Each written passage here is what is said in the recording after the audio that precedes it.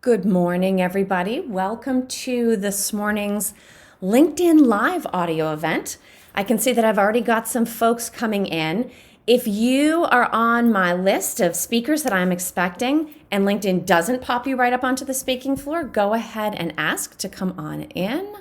There we go. I will bring everybody up. So all you have to do is raise your hand and that will give me the opportunity to promote you up to speaking.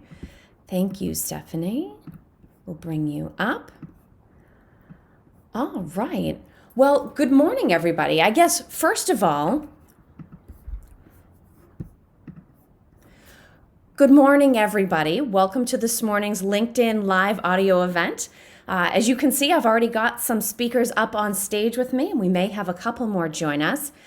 First of all, let me introduce myself. My name is Kelly Barner, and I've been hosting these sessions every Friday as part of my LinkedIn Creator Accelerator Program project on supplier diversity. Today is sort of a happy, sad sort of live audio event. We've been doing these since they kicked off the beta availability of these LinkedIn audio projects. And today is the official end of the Creator Program. It's been 10 weeks long. There were 100 of us in the first class. And so graduation ceremony is not until April 1st, which they assure us is not a joke. I'm going to take their word on that. But today we are all officially done. So it's both with happiness and sadness that we start doing this event. Now, let me very quickly introduce the folks that I have up on the floor. And thank you, Greg, for finding the emojis. If any of you are new to these LinkedIn Live audio events, you'll actually see there's a react button with a little happy face. There are a number of emotions that you can use to signal to us so that as we go through the conversation, no, we don't have a chat, but we definitely do have an ability to sort of read your response to what we're talking about. Now, I have three folks with me on stage. Kanda Rozier has also been in all of these events, and she may be joining as well. I have with me Helen McKenzie, who is the head of community and events at Art of Procurement. I also have Heather Foch, our founder and toner queen, resident royalty for Quality Imaging Solutions. I have Stephanie LaPierre joining us for the very first time. She's the CEO and founder at Tealbook. As we go through today's conversation, you're going to get the opportunity to hear our perspective on things. But the nice thing about these audio events is that if you click on any of us, you have the ability to follow us. So I would encourage you to please do that so that we can continue the conversation beyond today. Now getting started, just to let you know right up front, I am recording this audio. It will be available again later on. So if you miss any of it, if you catch us partway through, I'll be sharing the recording later on. Now, the topic of these conversations has mostly all been driven by individual polls that I run. So let me start off today by sharing with you this week's poll question, the options that people were given, and the results that I brought in, because that's what we're going to be discussing for the next 25 minutes or so. Now, over the course of my supplier diversity discussions project, we've talked about how do corporates feel? How do the certifying organizations feel? How do the diverse business owners feel? What are the challenges? What's the vision? And how do we bring it all together to make a measurable difference? So this seemed like a good opportunity to pause and look forward and make some projections about where we think the trend is going next. So here was my question. Which trend best describes what the next phase of the supplier diversity movement will be like? And here are the results from most respondents down to least. In clear number one place, with 43% of people responding, they believe that it will be absorbed into ESG. So supplier diversity will continue to exist. It will no longer be a standalone program, however. There will be both oversight and governance requirements from larger corporate ESG programs or environmental, social, and governance-related initiatives. The second two choices are very close. They're only a point apart. So just edging out into second place, 23% of people believe that supplier diversity programs are going to continue full stream ahead. Now, these events, there's really been a surge since 2020. And so not quite a quarter of the people believe that they're going to continue on that trajectory. just being edged out in third place with 22% of respondents. People believe that supplier diversity is going to be overshadowed by world events. And I'm already hearing some of that when I have conversations with people and they say to me, what are CPOs thinking about right now? Inflation, right? Supply chain disruption, fuel costs, labor shortages. Supplier diversity is on the list, but I don't think it's top 5. In many cases, it's not top 10. So I think we're all kind of concerned, certainly with what's happening in Ukraine, implications for raw materials, implications for financial markets. So understandable that folks are concerned about what's going on in the larger world. And then in a very distant fourth place, 12% of people indicated that only progressive companies will continue to invest in their supplier diversity programs.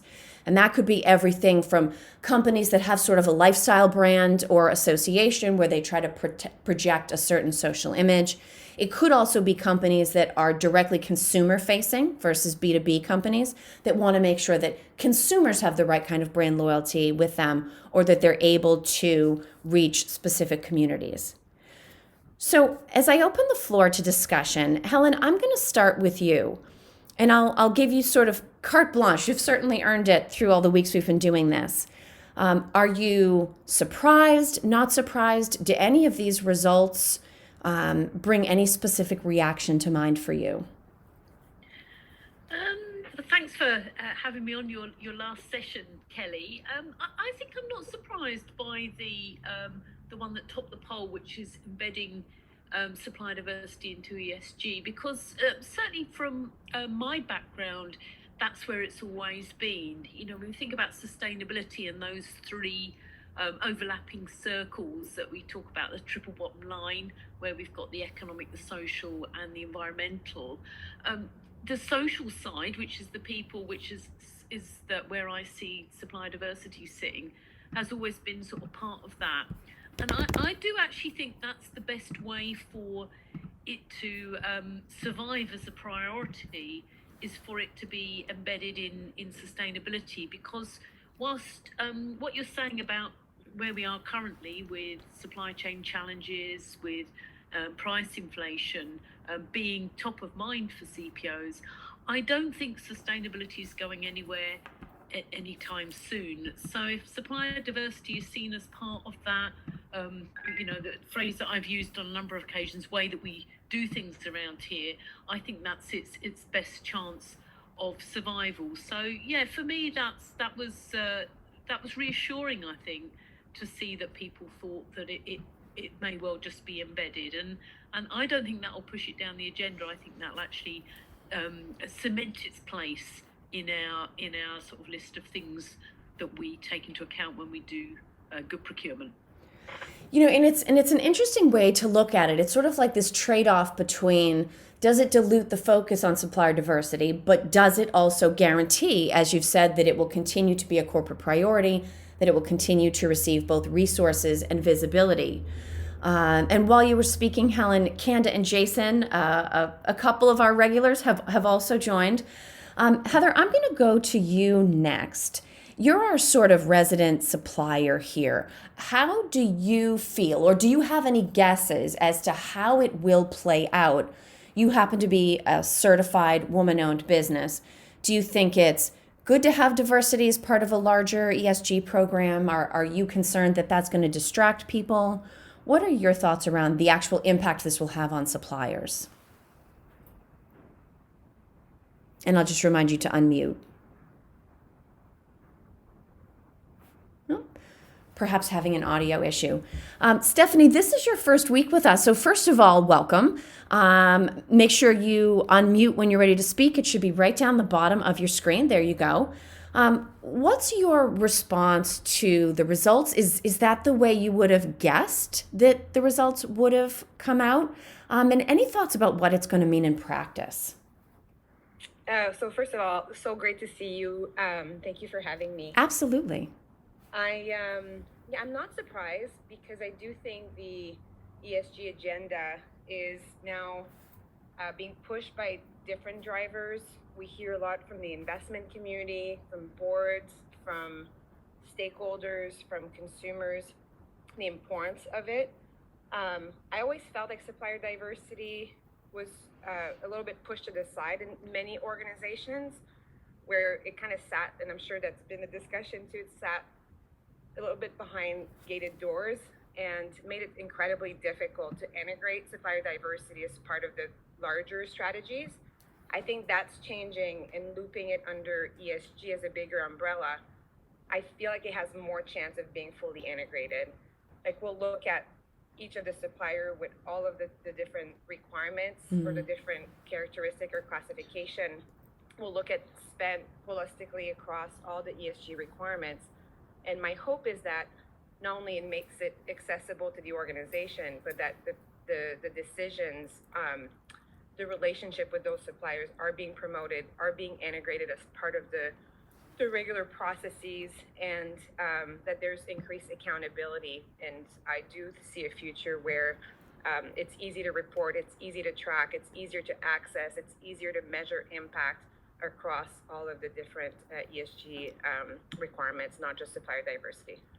Now, out of curiosity, because you come to this from an information or data-driven perspective, how would you compare the challenges around getting information around sustainability and making that available during the sourcing or supplier management process, and the same on supplier diversity? Are they sort of two sides of the same coin? Is one set of information easier to get or keep up to date than the other? What's the sort of data-related challenge around that?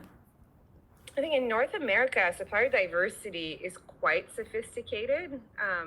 It's easier to access the information without relying on suppliers to come to a portal.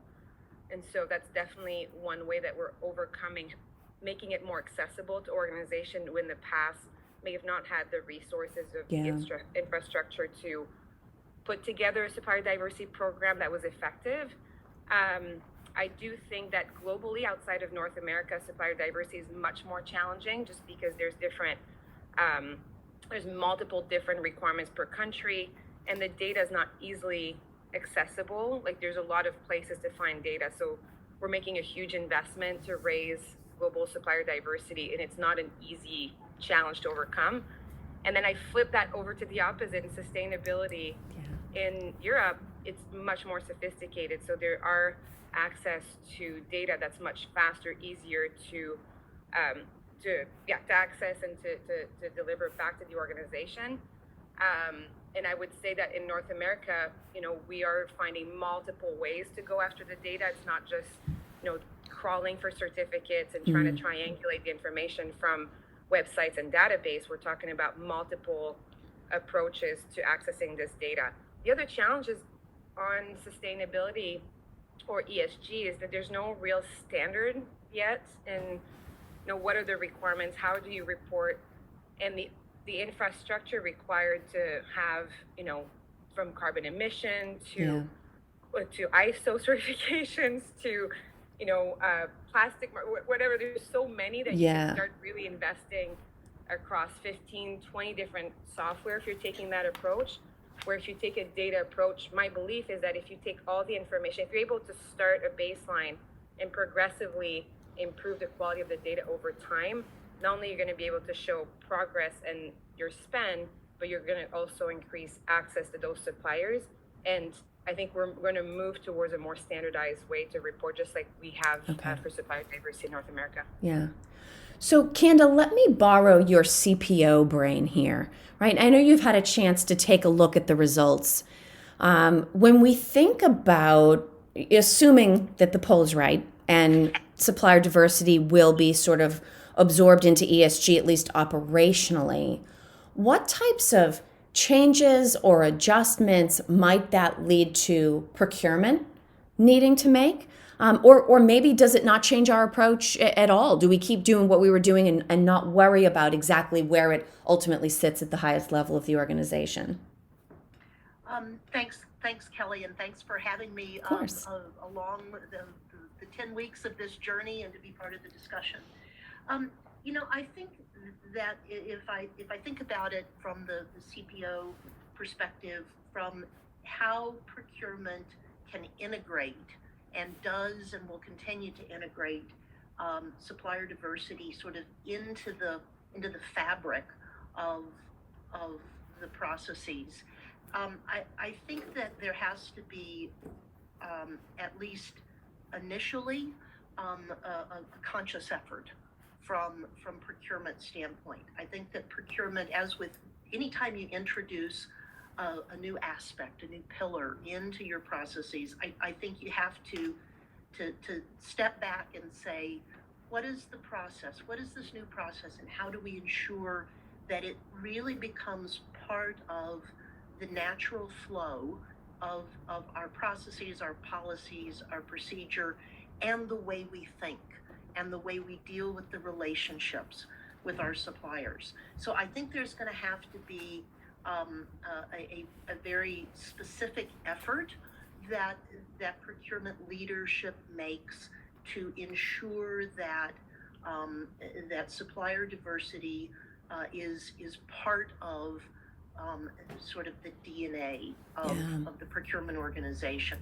And the poll results to me were very positive, because I would think that for a lot of companies, having ESG built into the natural, now even I'm going to go back to the phrase, the DNA of procurement, is becoming more commonplace. So including supplier diversity under that process umbrella, I think helps ensure the success and the ongoing longevity of supplier diversity as just being part of how procurement departments approach not only the selection process, but also the ongoing relationship with the suppliers. And to that point, Heather, let's see if we can get you off mute, because I really do want to get the supplier perspective on this. I'm going to kind of watch here to see if you pop off mute. And if I do see you go, I'll come to you, because I would love to hear, oh, there we go.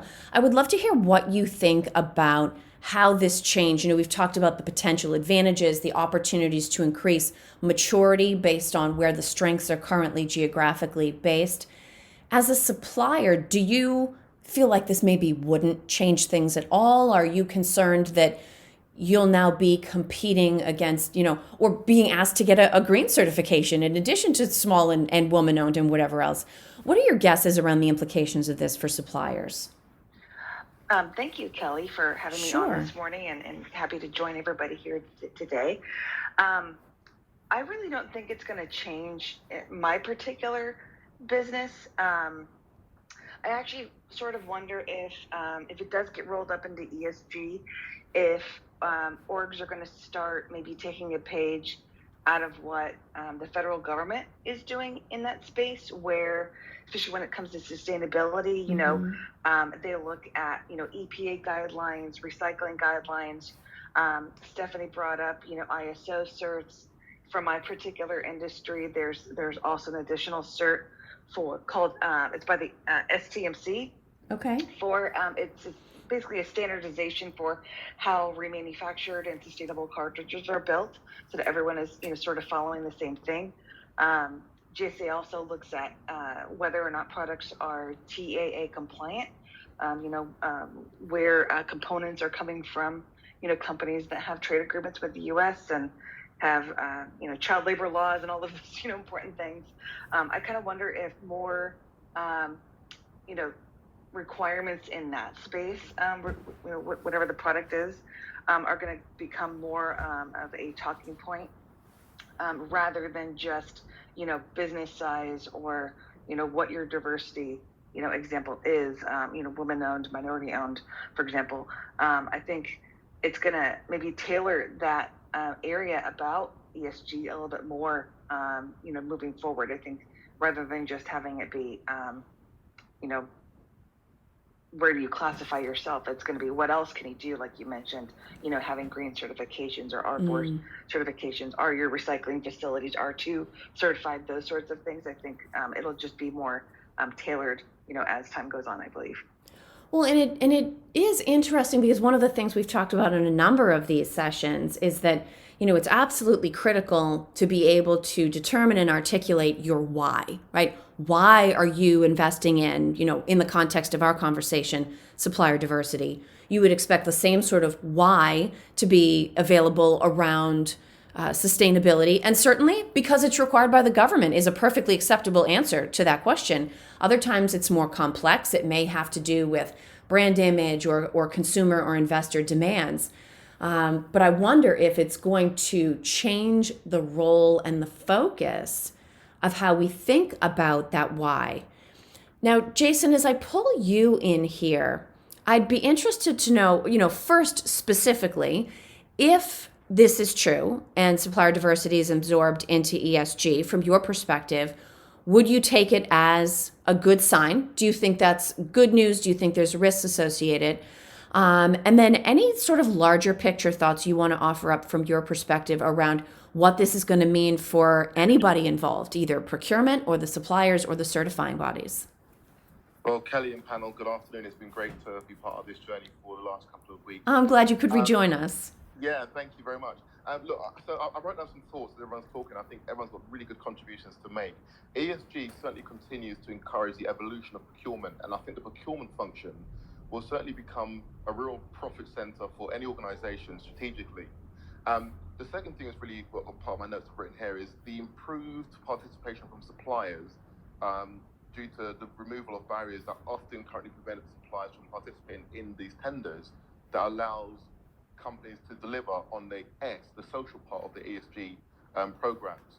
I think it will revolve in more accountability being put back on corporates as well. So instead of passing the buck down on ESG targets to just the suppliers being, carbon neutral, carbon positive, for example, corporates will take responsibility for that as well. So there's a huge journey that this evolution of procurement will go through as part of ESG being a real focal point. I think from a supply diversity perspective, but particularly across the UK and Europe and the EMEA region, firms will no longer will move away from measuring just companies which are 51% owned, but look at participation or board level representation and how organizations are actually structured. Do they have a number of equality or equal number of women led in senior positions as well? So really kind of giving, I guess, a deeper partnership with the D&I teams to ensure that supply diversity doesn't stop there, but actually permeates right through to the fabric of every company. I think, as Candace said, becomes part of the DNA of the business. We'll also see, I guess, a move from to equity and not just a consideration for equality for diversity, supply diversity. So huge changes there across the markets, where it will become no longer if you're 51% owned by a female, for example, but do you actually need the help as well, that economic benefits and can actually offer an organization. So I guess in summary, a huge change from, with ESG being taken more seriously, particularly across here in the UK and Europe, a continued encouragement of the evolution of procurement. And ultimately, I think we'll see the changes of how supply diversity is measured being changed to include more people who are underutilized and move into a equity model away from an equality model. I actually think, your point about do you need it, Jason, and it's interesting because I had read something to that effect in a report, and I actually haven't thought about it in quite a while. I think it creates complexity, certainly, but it's the type of complexity that we have to be prepared to address if we want to understand that why, operationalize things, and then make sure that the results actually align with the vision that we've set out. Now we have a few more minutes, and another one of the things that Jason said, Helen, I want to come back to you for thoughts on. I love his point about all of these combined challenges and pressures continuing to drive the evolution of procurement. And that's certainly something that we talk a lot about in these conversations. We talk a lot about at Art of Procurement. We're constantly being squeezed because it's never just inflation or fuel or labor or raw materials or ethics in the supply chain or any of these things. And then you add diversity, sustainability, and all of the other regulations.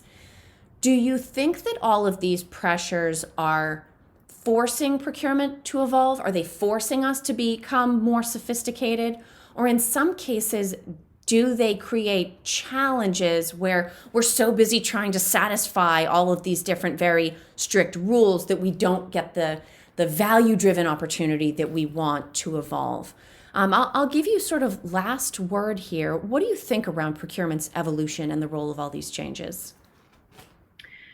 Well, I think it's an evolve or die conversation, Kelly, really, because I do think that as a function moving forward, or as a part of the business moving forward, that we've got to be able to respond to all of these challenges and to, hold more than one idea in our sort of collective heads. And, one of the things that's makes me very optimistic about our ability to survive is the role that technology will play in that. And it's great to have Stephanie on the call today, because one of the things that we've been hearing about art procurement in our events recently is how technology can take away some of the ideas that we have to hold in our head and actually sort of mainstream it, or add guardrails, or add things going on beneath the surface to release us to think about the other things, the other outcomes that we need to achieve. So, and I think if we can't rise to that challenge, if we can't deal with all these ideas at once, then we'll just be brushed aside. And one of the other functions in the organisation, Jason alluded to, DE&I perhaps taking a role in some of the things that we do, that somebody else will come in and sort of take that from us. But so that's, I think we've got to move forward. But it's quite exciting, because I think that technological advances that that we're constantly hearing about, that support what we do in procurement, can actually liberate us to move forward and to take some of these ideas forward as well. Yeah. No, I think that's an interesting point. And I think one of the things that I like about it is that the more competing priorities and challenges there are to be satisfied in the business world, the more opportunities are actually created for competitive advantage, right? Because we're not all going to look at the situation in the exact same way. There are going to be different appetites for risk. There are different corporate cultures. There are different levels of activism on the part of investors, as well as suppliers and consumers. And I like the fact that I actually think it's going to be more challenging. There's this idea of best practice. And okay, once something is ordained best practice, we're all just kind of supposed to do it, right? But I like the fact that it is going to be so varied that company by company, there's actually almost an opportunity for 100 different best practices, because it's specific to that market and business case and profit margin and where you source from and who you sell to and where you produce. And when I think back over the last 10 weeks, it's interesting, there are so many perspectives and ideas and concepts in there. And I think we basically have a choice to make. We can look at the increase in complexity and throw our hands up and say, well, I can't do all of it, so I'm not going to do any of it.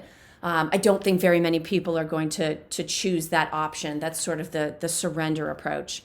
But I think, sort of like diamonds are created by pressure, I think the stress that we're under could actually be a wonderful thing for procurement specifically. And if we play our cards right, it will translate to very meaningful value for the companies that we work for. And hopefully this is not something that, if we ever get back to anything that looks even the slightest bit like normal, phases away, right? Hopefully these are sustainable gains that, once realized, can be preserved. Hopefully procurement takes ownership in terms of what we've been able to accomplish. And hopefully we come out of this with our voice, as much as we want suppliers of all different kinds to be able to use their voice to be better partners to our businesses. Hopefully we continue to maintain the floor, because from my perspective, we have certainly earned it over the last couple of years. So as I wind down, last minute, a couple of quick thank yous. Thank you to everybody who's listened in. Please use that react button to give all of my speakers today a quick round of applause. Thank you to Stephanie for joining us for the first time today. We just grabbed you right at the end. Thank you for Kanda, Jason, Heather, and Helen for being here for so many of these weeks, and even people like Philip Idson and Kartik Rama that we picked up along the way. Thank you most of all to everybody that's played any role in my 10-week project. I think this is a wonderfully visionary, strong, forward-looking moment to end on.